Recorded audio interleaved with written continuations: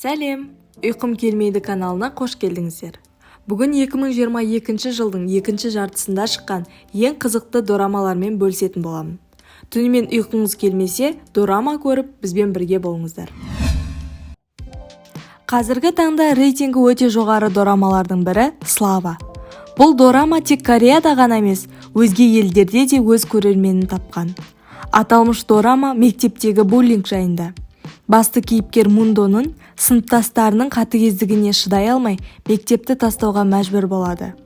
18 жылдан кейін өзін қинаған адамдардан кек алуды бастайды.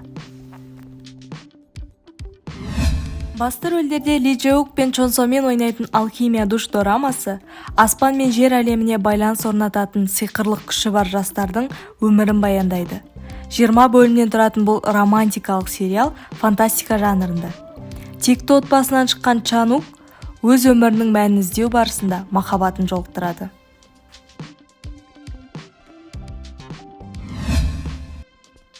Запрет на браки в Чосоне.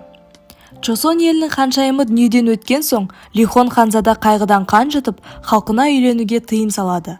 Ал ханзаданың отбасы мүшелері оны үйлендіру үшін небір айлы әрекеттерге барады. Осы тұста бұл мәселенің шешімін атақты алаяқ Есоран табады. Ол Лихонға ханшайымның елесін көре алатынын айтады. Ханзада бұл өтірікке сене ме? Дорама барысында ғана біле аласыздар. 6 бөлімнен тұратын мистикалық остров дорамасы 2022 жылдың үздіктерінің қатарында. Әлемдегі бар тіршілік иелері бейбіт өмір сүріп жатқанда, Чеджу аралында зұлым күш оянып, бәрінің күл талқанын шығарады. Сол зұлымдықты жеңе алатын жалғыз күш иесі Вон Михо. Өзінің тылсым күшінен бейхабар компания мұрагеріне Пан мен священник-экзорцист көмекке келеді.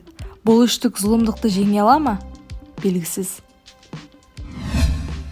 Полицейский участок рядом с пожарной станцией.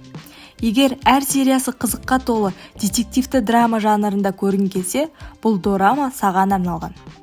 Қаладағы тәртіп пен тыныштыққа жауапты құтқарушылар тобы мен полиция қызметкерлері оқыс оқиғалар, түрлі қылмыстарды ашу кезінде әрдайым жұмыла жұмыс жасайды.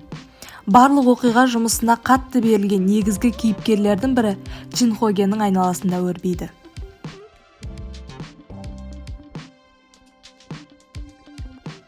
Бүгінгі топтама сіздерге ұнады деген ойдамын. Каналға тіркеліп, лайк басып, комментарий жазуды ұмытпаңыздар. Келесі кездескенше.